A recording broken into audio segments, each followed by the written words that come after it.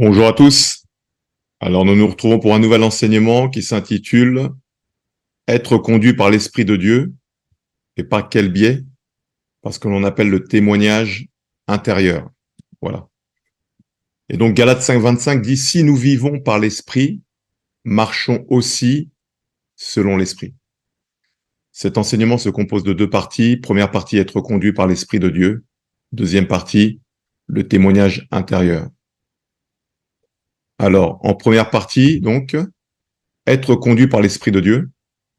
Et donc, en illustration, j'ai mis cette image-là, avec deux chemins. Et donc, c'est vrai que tout croyant qui veut marcher avec Dieu se demande comment entendre la voix de Dieu. Voilà. Et donc, ça, c'est une introduction, puisqu'on va voir après notre série qui va s'intituler Entendre la voix de Dieu.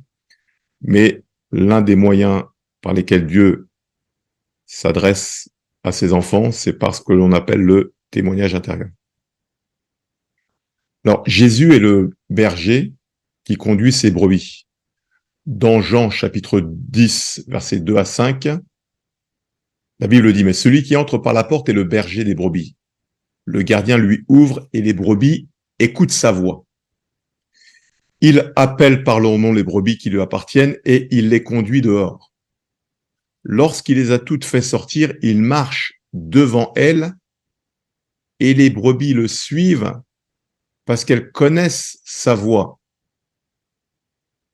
Elles ne suivront pas un étranger, mais elles fuiront au contraire loin de lui parce qu'elles ne connaissent pas la voix des étrangers. Jean, chapitre 10, versets 2 à 5. Donc la Bible nous dit que Jésus est le bon berger, ok, qui donne sa vie pour ses brebis. Et donc c'est lui le bon berger qui conduit ses brebis, voilà. Et ceux qui le suivent connaissent sa voix. Ils arrivent à identifier, à reconnaître lorsque c'est Dieu qui leur parle. Alors on va aller étape par étape, hein, parce que le plus compliqué pour le croyant, c'est entendre la voix de Dieu. On va aller progressivement. Alors, Dieu a écrit une histoire correspondant à la vie qu'il veut nous voir vivre. Hein. Voilà. Ça, on le voit dans le psaume 139, verset 16. C'est le David qui écrit « Je n'étais encore qu'une masse informe et tes yeux me voyaient. Et sur ton livre hein, étaient inscrits tous les jours qui m'étaient destinés avant qu'un seul d'entre eux n'existe. » En d'autres termes, on a la possibilité d'écrire deux histoires.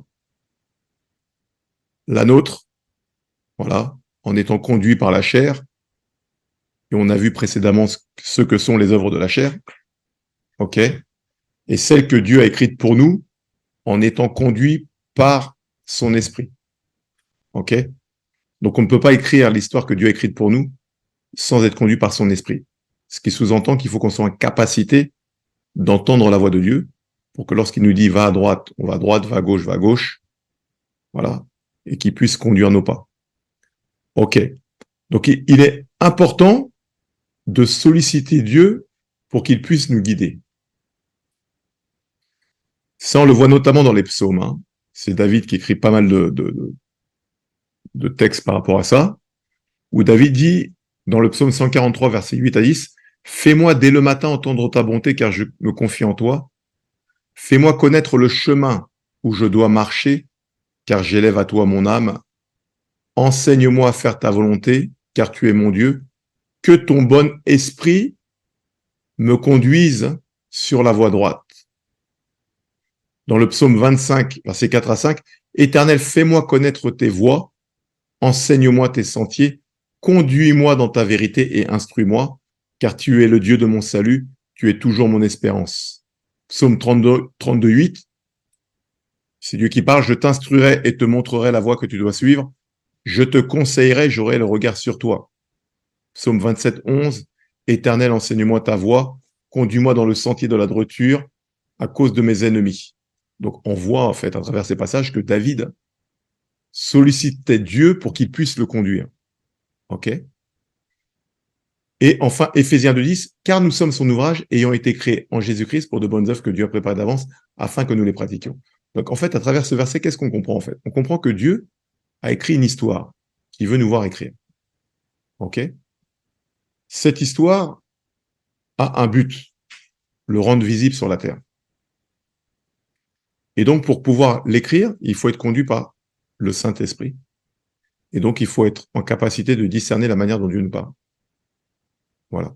Que ce soit pour de simples choix de la vie quotidienne, que ce soit pour des grandes décisions, ou que ce soit pour pouvoir développer notre communion, notre intimité avec Dieu. Et donc, dans Éphésiens 2:10, on sait que nous sommes son ouvrage ayant été créé en Jésus-Christ pour de bonnes œuvres que Dieu a préparées d'avance afin que nous les pratiquions. Mais ces œuvres, pour pouvoir les connaître, il faut que Dieu puisse nous parler, et il faut que nous puissions être en capacité d'entendre sa voix. Ok. Donc, tout croyant né de nouveau doit être conduit par le Saint-Esprit. Donc voilà, vous. Sur la droite, j'ai mis une carte routière avec différentes routes. Et c'est vrai que pour quelqu'un qui doit quitter Lille pour aller à Nice, voilà. Donc aujourd'hui, on a les GPS, il suffit de rentrer la destination, mais pour les plus anciens, il fallait utiliser une carte Michelin pour pouvoir connaître son itinéraire. Et donc c'est pareil en fait, c'est que Dieu veut nous conduire d'un point A à un point B, et il nous a donné son esprit qui vient pour diriger ses enfants. Ça, on le voit dans Romains 8:14. En effet, tous ceux qui sont conduits par l'Esprit de Dieu sont fils de Dieu. Donc, un fils de Dieu est conduit par l'Esprit de Dieu. On voit également dans Luc 4:1 que c'est le Saint-Esprit qui a conduit Jésus dans le désert. Hein. Jésus, rempli du Saint-Esprit, revint du Jourdain. Il fut conduit par l'Esprit dans le désert. OK. Alors, on voit également qu'après leur consécration, Paul et Barnabas ont été envoyés par le Saint-Esprit. On l'a vu lors du cours précédent. Envoyés par le Saint-Esprit, Barnabas et Saul descendirent à Séleucie, d'où ils embarquèrent pour l'île de Chypre. Voilà. L'apôtre Paul a été empêché aussi par le Saint-Esprit, empêché par le Saint-Esprit d'annoncer la parole en Asie. Ils traversèrent la Phrygie et la Galatie. Arrivés près de la Mysie, ils se préparaient à entrer en Bithynie, mais l'Esprit de Jésus ne leur permit pas. Voilà. Donc ça, c'est acte 16, hein, versets 6 à 10. Verset 8, ils traversèrent alors la Mysie et descendirent à Troas. Pendant la nuit, Paul eut une vision. Un Macédonien lui apparut et le supplia, passe en Macédoine, secours-nous. Suite à cette vision de Paul, nous avons aussitôt cherché à nous rendre en Macédoine, concluant que le Seigneur nous appelait à énoncer la bonne nouvelle. Donc, qu'est-ce qu'on voit là? On voit que c'est le Saint-Esprit aussi qui conduisait Paul. Voilà. Donc, Paul est en capacité de savoir que s'ils ne pouvaient pas entrer en Asie, c'était pas l'ennemi qui les bloquait, mais c'était le Saint-Esprit. Donc ça veut dire là, fallait vraiment avoir une sensibilité, quoi. Voilà. En revanche, lorsque Paul a eu un rêve, durant la nuit, il a compris que maintenant c'était la direction que Dieu lui donnait. Voilà. Donc ça nous montre que Dieu peut conduire par des rêves. Hein. On va le voir après, hein, les différents moyens par lesquels Dieu peut nous conduire. Mais dans cette série-là, on va voir déjà le témoignage intérieur. Hein. Voilà. Donc, être conduit par la chair et non par l'esprit. Romains, chapitre 8, versets 12 à 16. Hein. Ainsi donc, frères, nous ne sommes point redevables à la chair pour vivre selon la chair. Si vous vivez selon la chair, vous mourrez. Mais si par l'esprit vous faites mourir les actions du corps, vous vivrez. Car tous ceux qui sont conduits par l'esprit de Dieu sont fils de Dieu. OK? Et vous n'avez point reçu un esprit de servitude pour être encore dans la crainte, mais vous avez reçu un esprit d'adoption par lequel nous crions Abba Père.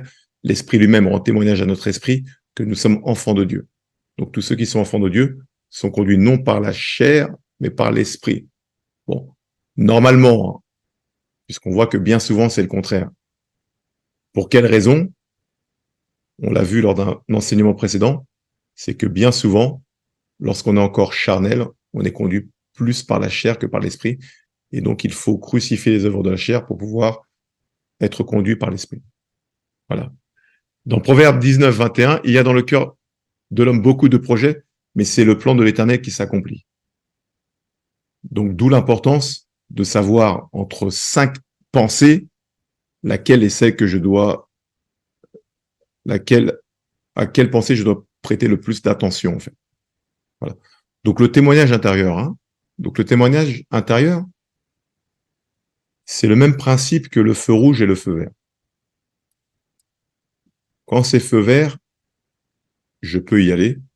Quand c'est feu rouge, je dois m'arrêter. Donc, on va le voir là. Donc, on prend un exemple. Hein. Donc, j'ai pris comme exemple Actes, chapitre 27, versets 9 à 21. Donc, il y a beaucoup de lectures, mais à travers cet exemple, on va pouvoir comprendre l'importance d'être conduit par l'esprit et la différence entre le fait d'être conduit par l'esprit et par la chair. Voilà. Donc, exemple de l'apôtre Paul qui doit se rendre à Rome par bateau. Alors, à partir du verset 9. Donc, c'est Acte 27, verset 9 à 21. Un temps assez long. Donc, Paul doit se rendre à Rome hein, pour rencontrer César. Il est prisonnier et donc il embarque à bord d'un bateau voilà, pour pouvoir s'y rendre. Donc, un temps assez long s'était écoulé et la navigation devenait dangereuse car l'époque même du jeûne était déjà passée.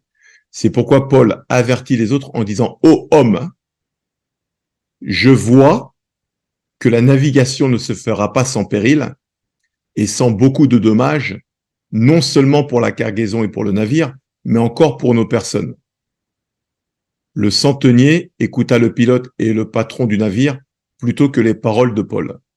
Bon, ce passage il est trop intéressant, quoi. Là, on a deux points de vue, là. Verset 10, c'est pourquoi Paul les avertit, les autres, en disant « Ô homme, je vois que la navigation ne se fera pas sans péril et sans beaucoup de dommages, non seulement pour la cargaison et pour le navire, mais encore pour nos personnes. » Comment Paul voyait? Paul voyait par l'intelligence spirituelle. Voilà. Paul voyait par l'intelligence spirituelle que la navigation ne se fera pas sans péril. En revanche, au verset 11, le centenier, lui, au lieu d'écouter Paul, il écoute le pilote et le patron du navire. Et le pilote et le patron du navire se fient à quoi, eux? Ils se fient à leur sens, à leur expérience de la mer, à leur connaissance humaine. Donc on voit que là, on a deux cas de figure. Là. Au verset 10, on a Paul qui voit par l'esprit, avec l'intelligence spirituelle. Au verset 11, on a le pilote et le patron du navire qui, eux, voient à travers leurs yeux humains, à travers leurs connaissances, leurs compétences. Voilà. Et donc, on voit les deux qui s'opposent. Maintenant, ce qui est intéressant, c'est quoi? C'est qui a raison, en fait? Qui avait raison? Ça, on va le voir lorsqu'on continue la lecture. Donc, verset 12. Et comme le port n'était pas bon pour hiverner, la plupart furent d'avis de le quitter pour tâcher d'atteindre Phénix, port de Crète qui regarde le sud-ouest et le nord-ouest afin d'y passer l'hiver. Un léger vent du sud vint à souffler, et se croyant maîtres de leur dessein, ils levèrent l'ancre et côtoyèrent de près l'île de Crète. Mais bientôt un vent impétueux qu'on appelle Eurachylon se déchaîna sur l'île. Le navire fut entraîné sans pouvoir lutter contre le vent, et nous nous laissâmes aller à la dérive. Nous passâmes au-dessous d'une petite île nommée Clauda, et nous eûmes de la peine à nous rendre maîtres de la chaloupe. Après l'avoir hissée, on se servit des moyens de secours pour ceindre le navire, et dans la crainte de tomber sur la Syrte, on abaissa les voiles. C'est ainsi qu'on se laissa emporter par le vent. Comme nous étions violemment battus par la tempête, le lendemain, on jeta la cargaison à la mer, et le troisième jour, nous y lançâmes de nos propres mains les agrès du navire. Le soleil et les étoiles ne parurent pas pendant plusieurs jours, et la tempête était si forte que nous perdîmes enfin toute espérance de nous sauver. On n'avait pas mangé depuis longtemps, alors Paul, se tenant au milieu d'eux, leur dit « Ô homme, il fallait m'écouter et ne pas partir de Crète afin d'éviter ce péril et ce dommage. » Acte 27, versets 9 à 21. Donc je résume. Hein. Paul est avec un centenier. Le centenier doit conduire Paul à Rome pour rencontrer César. Il est prisonnier. Ils prennent un navire. Paul voit qu'il va y avoir un problème. Il voit ça par l'intelligence spirituelle, par l'esprit. Mais le patron du navire, voilà, et le pilote n'écoute pas Paul. Donc on voit un qui voit par l'esprit, une personne qui voit par l'esprit, et deux autres qui voient à travers leur intelligence humaine. Finalement, qui avait raison, pardon, c'est Paul. Pourquoi? Le Saint-Esprit l'avait prévenu en avance du danger qui était devant lui. Voilà. Donc, comment Dieu guide le croyant? Il le guide à travers son esprit, puisque le Saint-Esprit vit dans l'esprit du croyant né de nouveau. Voilà, pour rappel, hein, la Bible dit que l'être humain est tripartite. L'être humain est esprit, il a une âme et il vit dans un corps. L'esprit, c'est le centre donc de la, de la conscience, de la communion avec Dieu, voilà, et de l'intuition. Conscience, communion, intuition. L'âme, VIE, comme la vie, volonté, intelligence et émotion, et le corps, c'est les 5 sens. Le Saint-Esprit vit dans notre esprit, et donc Dieu utilise notre esprit pour nous diriger. Ça, on le voit dans Proverbes, chapitre 20, verset 27. Donc la version Louis II, 1910 dit, le souffle de l'homme est une lampe de l'Éternel, il pénètre jusqu'au fond des entrailles. La version second 21, l'esprit de l'homme est une lampe de l'Éternel, il explore le plus profond de l'être. La version parole de vie dit, la conscience est une lampe que le Seigneur donne aux humains pour éclairer le fond de leur cœur. Donc Dieu utilise notre esprit pour nous guider. Donc la lumière de Dieu est dans notre esprit, et c'est à travers notre esprit que Dieu nous guide.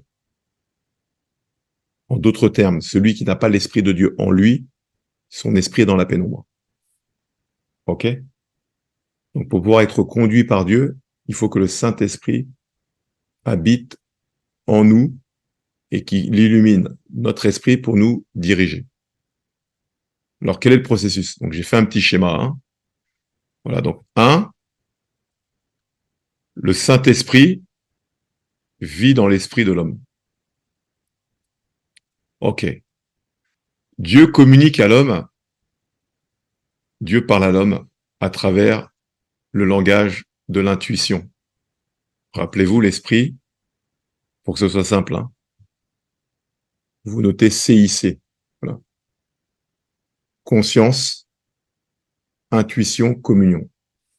Donc, Dieu parle à l'homme à travers le langage de l'intuition. Donc, l'intuition est dans l'esprit, et donc cette intuition, c'est le langage spirituel.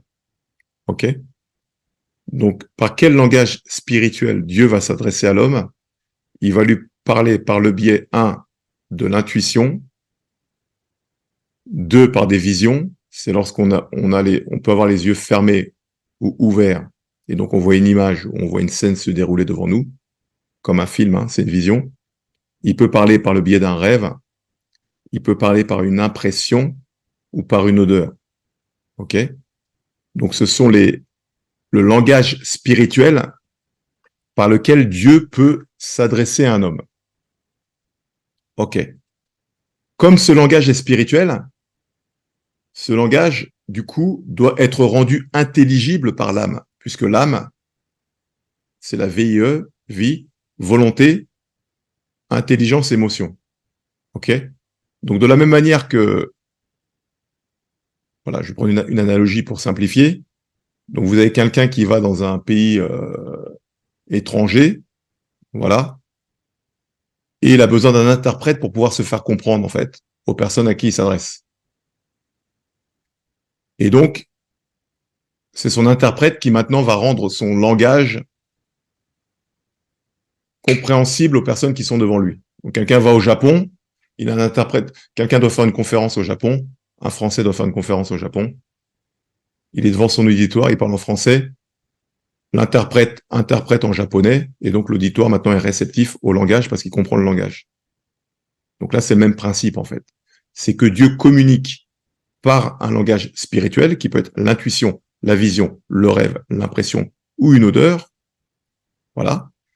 Ce langage spirituel arrive dans l'âme. L'âme maintenant va interpréter ce langage qui va devenir intelligible. Et ce langage intelligible prendra la forme d'une pensée, ok, d'une parole et d'une action.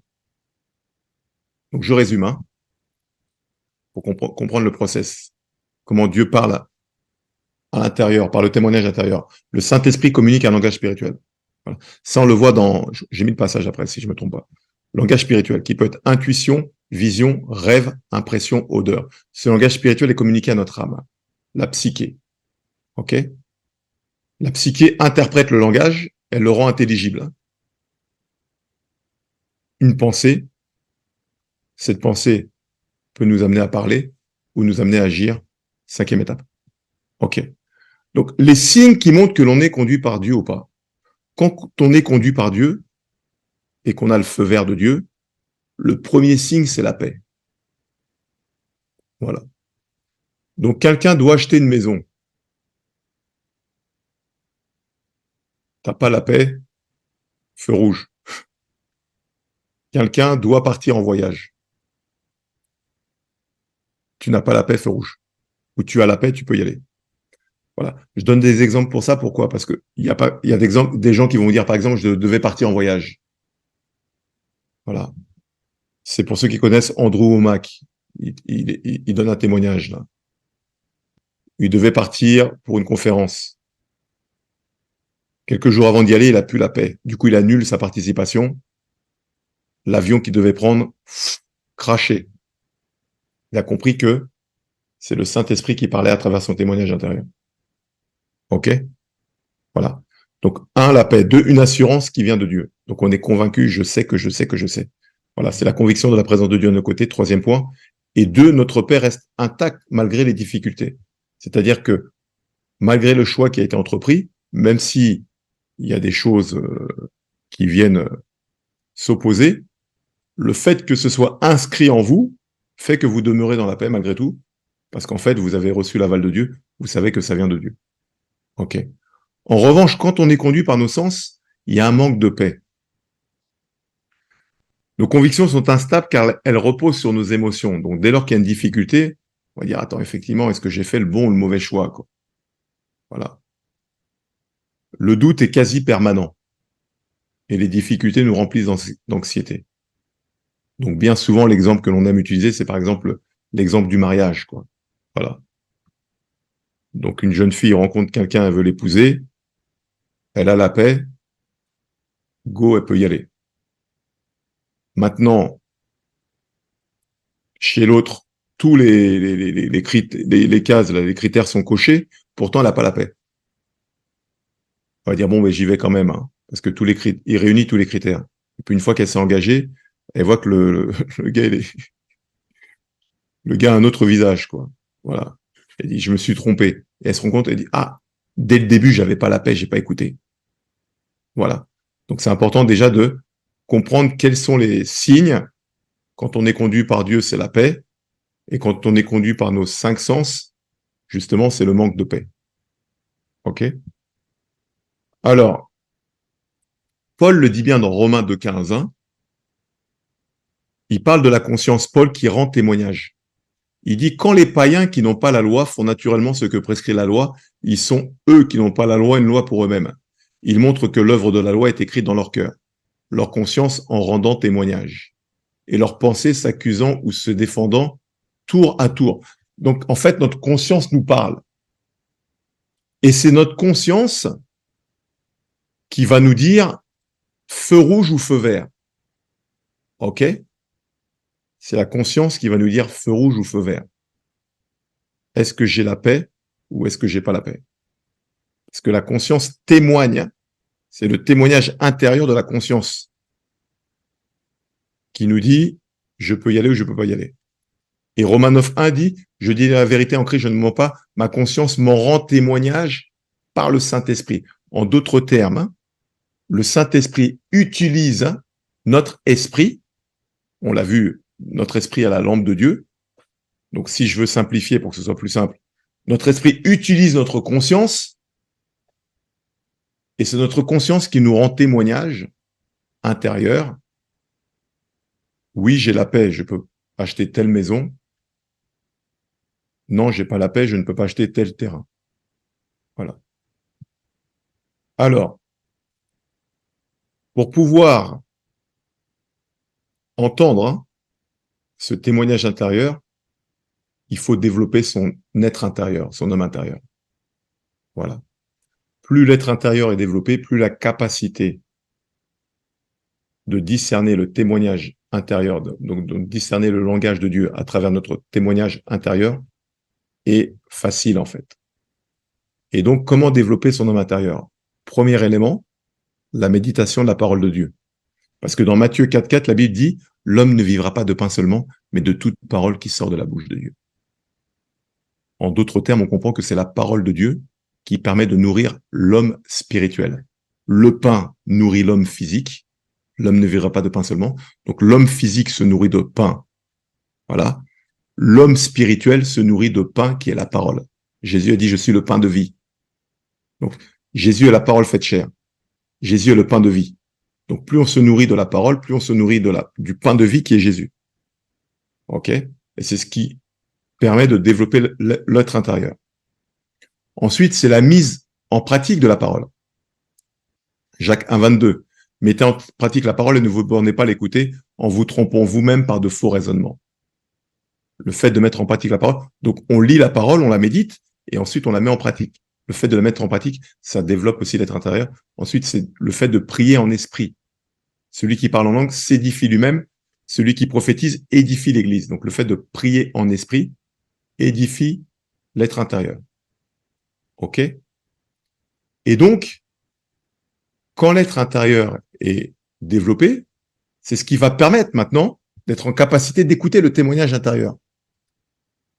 Ça, on le voit dans 1 Roi, chapitre 8, versets 57 à 58. Plus on demeure dans la présence de Dieu, et plus sa volonté devient notre volonté. Donc, que nous dit le texte? Que l'Éternel, notre Dieu, soit avec nous, comme il a été avec nos pères, qu'il ne nous abandonne point et ne nous délaisse point, mais qu'il incline nos cœurs vers lui, afin que nous marchions dans toutes ses voies et que nous observions ses commandements, ses lois et ses ordonnances qu'il a prescrits à nos pères, qu'il incline nos cœurs vers lui. Proverbe 21:1, l'esprit du roi est comme un ruisseau que la main du Seigneur dirige là où il veut. Philippiens 2:13, car c'est Dieu qui produit en vous le vouloir et le faire selon son bon plaisir. Donc plus on demeure dans la présence de Dieu, et plus la volonté de Dieu devient nôtre. Donc plus c'est facile d'être guidé par Dieu, parce que des fois on va prendre des décisions sans forcément savoir que c'est de Dieu, mais comme sa volonté devient la nôtre, et ben naturellement, on prend les bonnes décisions et on a la paix. Voilà. Et aussi pour développer donc cette capacité, c'est le fait de rendre un culte au Seigneur et de jeûner, puisqu'on voit que c'est dans Acte 13:2, pendant qu'il rendait un culte au Seigneur et qu'il jeûnait, le Saint-Esprit dit « Mettez-moi à part Barnabas et Saul pour la tâche à laquelle je les ai appelés ». Donc on voit que c'est pendant qu'on est... Rendre un culte, c'est quoi? C'est pendant qu'on est en train de prier. C'est ça, rendre un culte au Seigneur. Hein.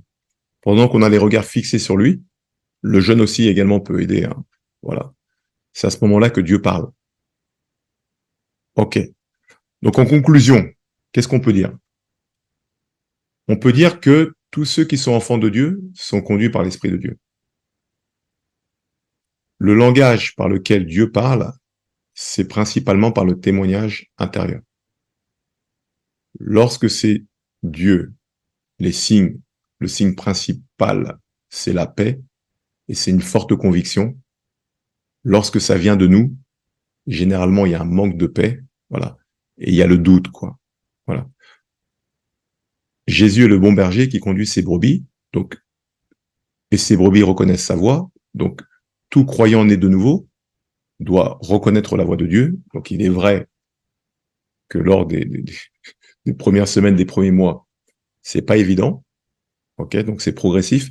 Mais plus on développe son être intérieur, plus on est en capacité de reconnaître la voix de Dieu. On a vu le petit schéma là que j'ai pu montrer au début. C'est que le Saint-Esprit parle à notre esprit par le langage de l'intuition. Voilà. Ce langage spirituel prend plusieurs formes. Ça peut être une parole, un rêve, une vision, voilà, une impression ou une odeur. Et donc, ce langage, lui, il va être ensuite interprété par l'âme pour devenir intelligible sous la forme d'une pensée. Et donc, cette pensée va nous conduire à parler ou à une action. Voilà.